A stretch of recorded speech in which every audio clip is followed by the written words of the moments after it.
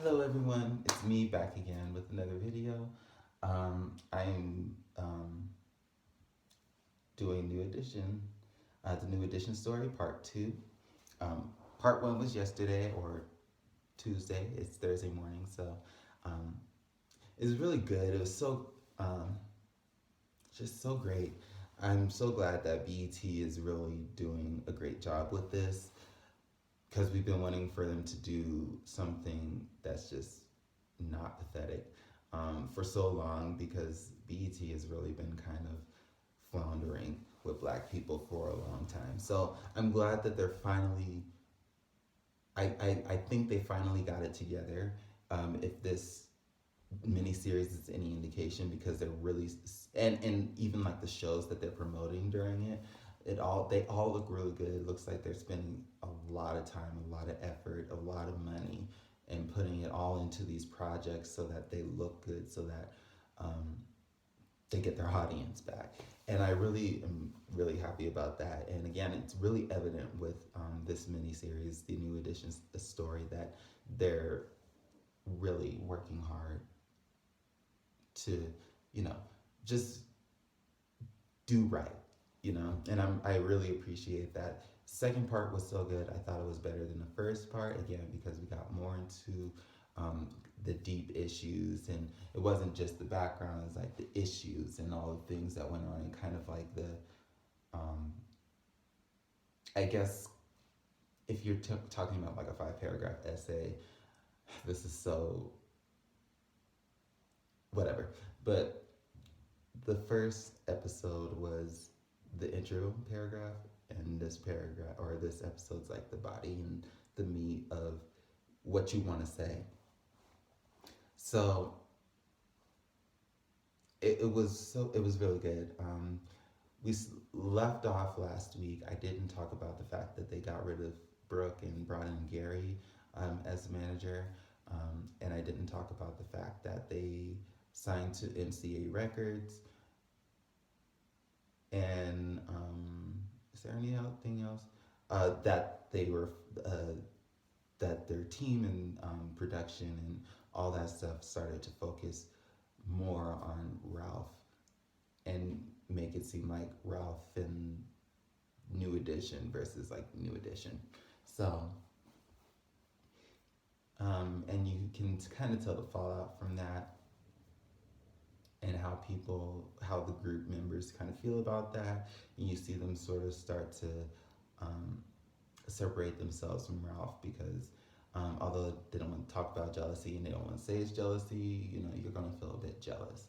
Um, and, shafted and all that stuff. And Ralph feels bad about it, which is, this is where we start this episode. He's kind of sitting by himself. The rest of the boys are probably gone doing something else because they're not needed at the time, because they are focusing on Ralph and his vocals and him doing really everything. And so Gary comes in the room and Ralph kind of expresses his concern.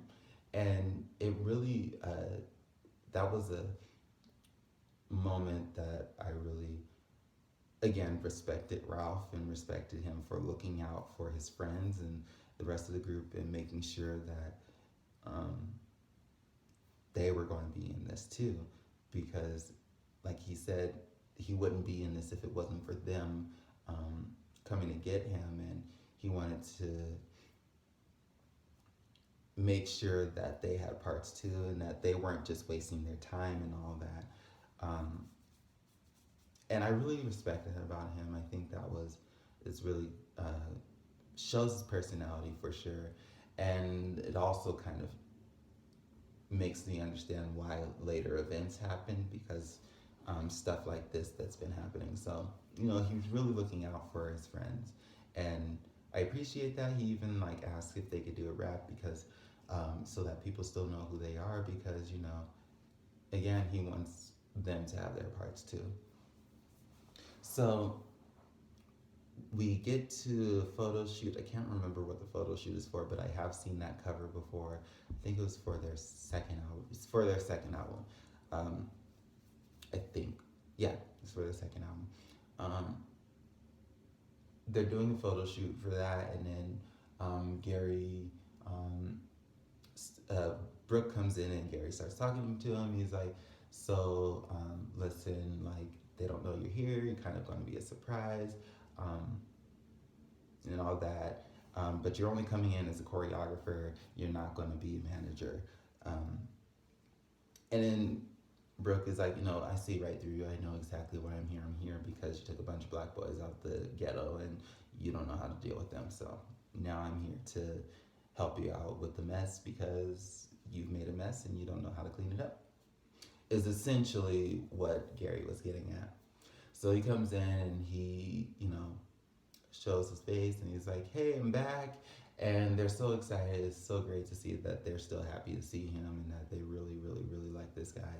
Um, which seems like it seems like maybe he's a bit of a father figure to them because throughout this entire movie I have not seen one dad. So maybe he was a bit of a father figure to them as well.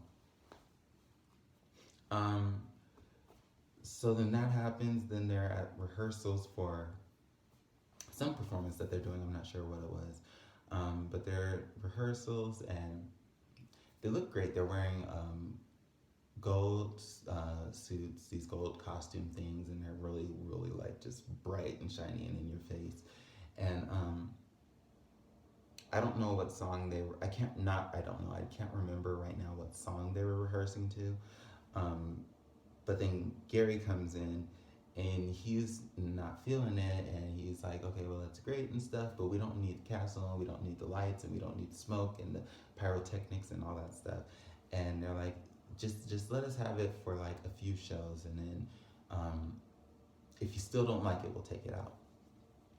And so then Gary decides to look to Ralph and he's like, "Well, what do you want to do, Ralph?" Because and then he kind of like refers to Ralph as kind of like his star, and it's like Ralph is his pet and his cash machine and all that stuff is very. He's really preying on these boys, and it's so. I hate people like that, and honestly, if I ever I can't sing, but if hypothetically, if I were to ever get into the music industry, independent for sure, because I don't want to get in with the labels and stuff because they're all shady and they all do um, these stupid contracts. There we go. These contracts that get them no money and they end up broke and they make all this money for the label and the executives and all that stuff and they get nothing for themselves. Um, so yeah, the music industry is trash if you're not your own boss. But once you get to a certain level and you can do that by yourself, then you make a lot of money. But until then, like, you know, you gotta watch out for these terrible contracts that people sign. Um, again, so yeah, Gary's talking to Ralph and whatever, and then Bobby gets upset because we all know, like, Bobby doesn't like that, and so he kind of storms off. They cut to a scene later where there's a sports car flying through the streets late at night and like swerving in and out of lanes. There was no traffic, but a cop pulls it over. It's Bobby and this girl in the passenger seat next to him, and they ask for license and registration. He doesn't have it, so he goes to jail. And Will gets his pictures taken and all that, and Gary comes and I guess he bails him out. So then we also learn that Bobby got this girl pregnant, and Gary wants her to get an abortion, but Bobby doesn't want that. So she has the baby, or no, she doesn't have the baby yet. But then they do this next concert because of Bobby's little thing, and of course, it goes into the media and people talk about it. So they do this "Say No to Drugs" concert. It was really funny because like they're in the concert and like, or in their dressing room before the concert, and like, but they're getting high right before their performance. So I thought that was really funny. And then also didn't know that they met Johnny Gill before he was put into the group. This was like 1985. I didn't know that they had met him beforehand, and I also didn't know that Johnny Gill was a recording artist before he got into New Edition. Um, but yeah, they met him there, and then he was the first person that came in, and then the next person that came in was um, one of their bodyguards, and he knew they were getting high and whatever, but he was like, whatever, it doesn't matter. But I'm here to talk to Bobby because um, Gary wants to talk to you alone. He's like, oh, well, just say it here. Why does he want to talk to me? He's like, your girl is in labor. And so they all go, you don't see them at the performance. They go to the hospital, and she delivers the baby, and it's really cute. And it's a really cute moment between all the boys and stuff. And then what happens? So then, I think Ralph is talking to his mom and talking about how adorable it was, how adorable the baby was, and how it was just such a great moment, and how he's going to be a good dad and all that. And I guess during this time, Ralph also gets his girlfriend Xena pregnant. I didn't know this, but she had a miscarriage. So, a miscarriage. So she didn't deliver, or was it she delivered a born baby? I don't remember, but the baby didn't live, and so that weighed on him, and he couldn't be there because he was on tour and he was making money, so that to help his family out. Because they don't make money, so they're working their butts off to try and get more money. A lot of this was just talking about their money issues, and the fact that, again, after they got back from the tour, they still didn't make money, and the family was upset. And again, Gary kind of just was saying what they wanted to hear, but he wasn't here for them. So after what did I want to say? Oh my gosh, sorry, I lost my train of thought. So they're upset and whatever, but then they go back on, do a couple more short shows. Bobby is at this point heavily into drugs, doing coke. And then there's one show where he's just totally off the rails, and then him and Michael fight again, and then they get pulled off each other. They don't get paid for that show, and they vote to kick him out the group. Sad, but it needed to happen because you can't be having that, because you're losing money when you have people who are on drugs who are acting erratic like that. So that made sense.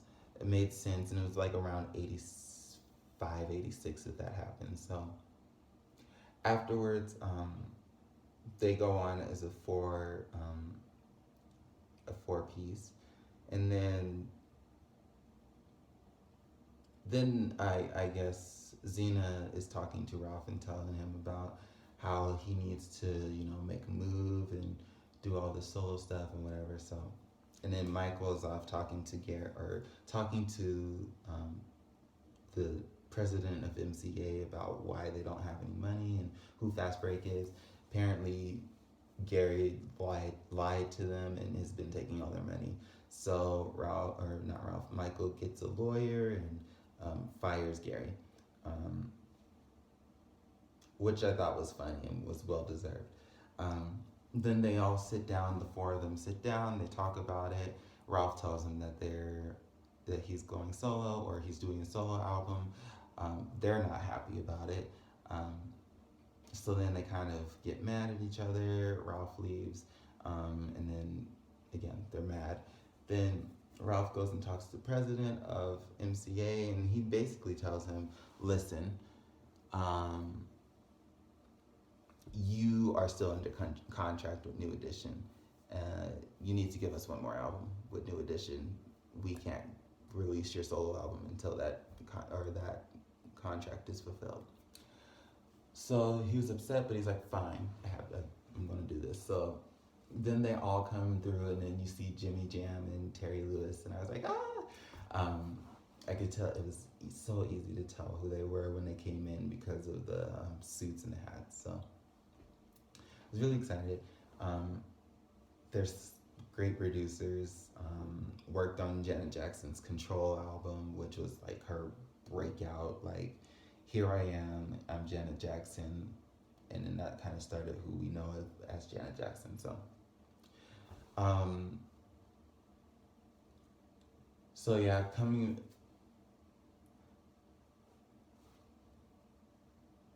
So yeah, they meet with they meet with Jimmy Jam and Terry Lewis, and it's first it's Michael, Ronnie, Ricky, and then Johnny. They all meet up first, and they're like, "Oh, well, where's Ralph?" And he's like, "Well, he does his own thing." So Ralph comes in later. He was like, "Well, who's this?" They say, "Well, it's Johnny, and it's a five. He's replacing Bobby essentially." And so he gets upset and he walks off, and then the Jimmy Jam and Terry Lewis, they go and try and calm him down and tell him, like, come back, we're gonna make this work and all that. So then they come through, and then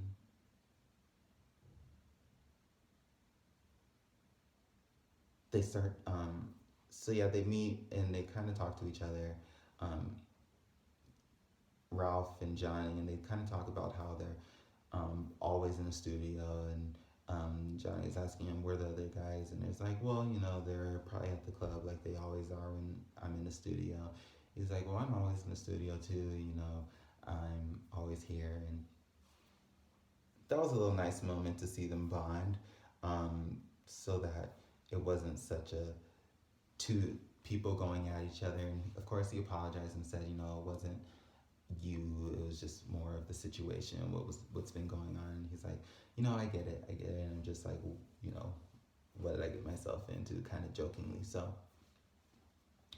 it was nice to see how it didn't seem like Johnny was